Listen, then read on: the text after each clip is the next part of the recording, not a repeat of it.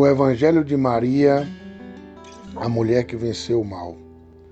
Padre Gabriele Amorte, voz Bruno Correia. 19º dia, no anonimato de Nazaré. Depois disso, do milagre de Caná, desceu para Cafarnaum com sua mãe, seus irmãos e seus discípulos.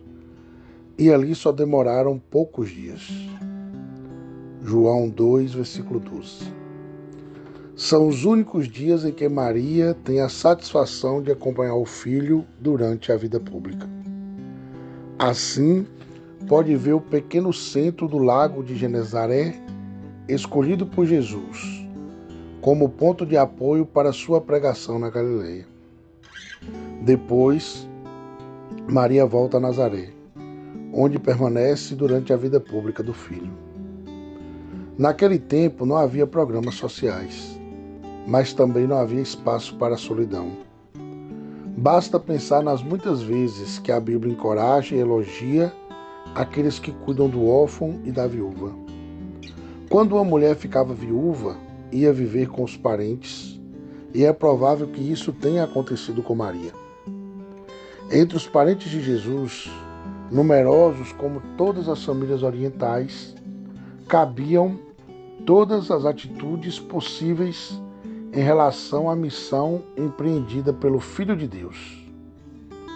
Estavam seus seguidores, que permaneceram fiéis a ele, mesmo depois de sua morte em Jerusalém, e por isso é fácil pensar que a Virgem fora viver com eles.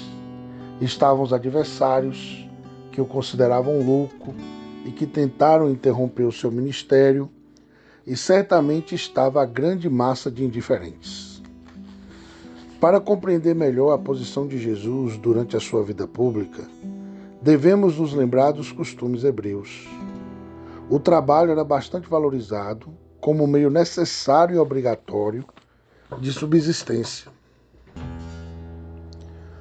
Também Jesus, durante a sua vida privada em Nazaré, manteve-se com seu trabalho. Porém, quando alguém se dedicava à missão de rabi, ou seja, de pregar a Sagrada Escritura em tempo integral, parava de trabalhar e passava a viver de esmolas.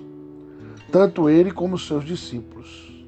Assim podiam transitar livremente de um lugar para o outro. Para dar um exemplo equivalente ao nosso tempo, pensemos no comportamento das ordens mendicantes até a última guerra. Sempre havia alguém encarregado de fazer a coleta. Consumia-se o que era servido no convento, e o que fosse além do necessário era doado aos pobres. O mesmo faziam Jesus e os apóstolos. Viviam de esmola e davam as sobras aos pobres. Nesse quesito, São Paulo também rompeu com os esquemas do judaísmo. Como pregou em ambientes pagãos, nos quais esse costume não era conhecido, tampouco teria sido apreciado, renunciou a esse direito hebreu e continuou exercendo o seu ofício. Muitas vezes repete, não sem certo orgulho, que provia com o trabalho de suas mãos o seu sustento e de seus colaboradores. Mas voltemos à vida de Maria em Nazaré, que distinta era de quando vivia em sua casa, com as pessoas que mais amava e que a amavam.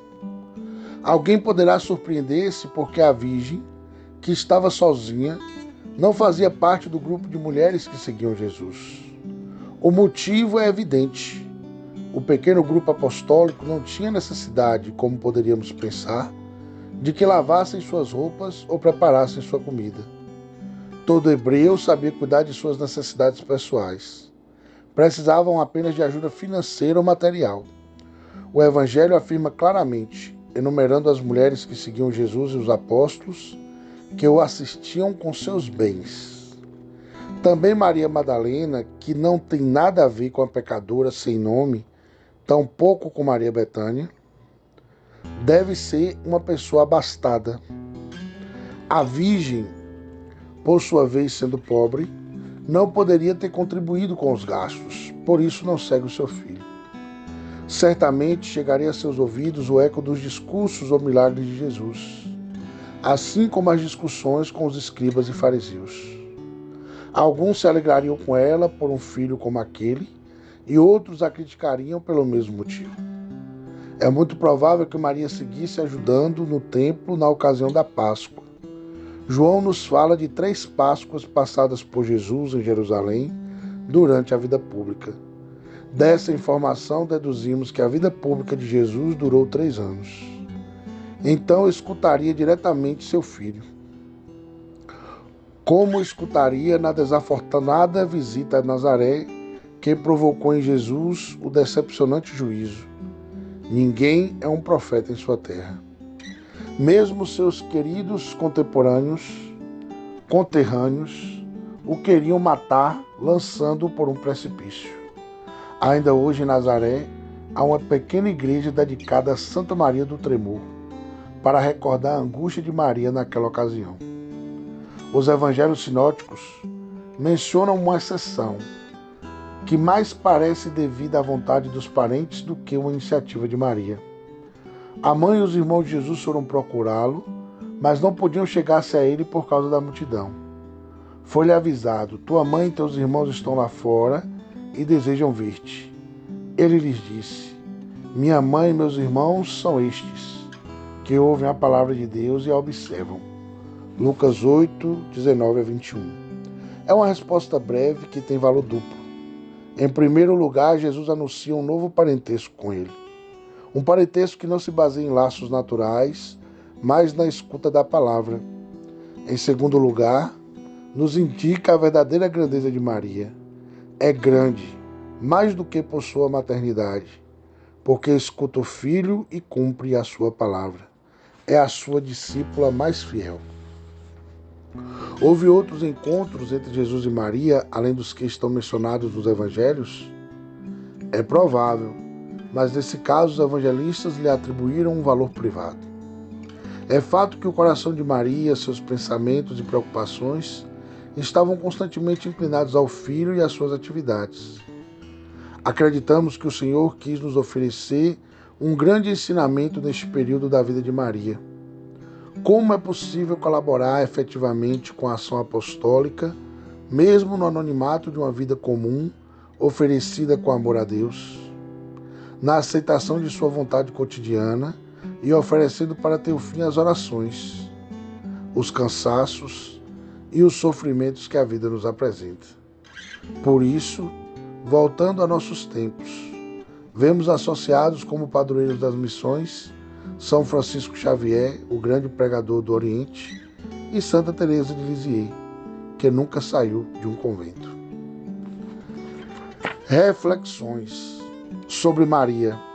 Não há dúvidas de que a entristecia ser deixada de lado, depois de ter dedicado a vida e sua atividade diretamente à pessoa do Filho. Via-se preterida, mas aceitou com total generosidade o desejo do Pai. Terá compreendido que esse anonimato não seria em vão, em espera do grande tratamento recebido em Caná, quando chegou a hora de Jesus. A sua maneira é um exemplo para nós com a oração e com a vida, segundo os ensinamentos do Filho, modelo para todo seguidor seu. Para nós, o verdadeiro parentesco e intimidade com Jesus é adquirido por meio da escuta e do cumprimento de suas palavras.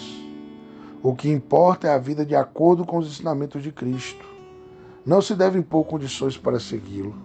Senhor, Senhor, se você não fizer isso para mim, quando a espera oculta custa mais do que a ação direta, pensamos que o mais importante sempre é cumprir a vontade de Deus.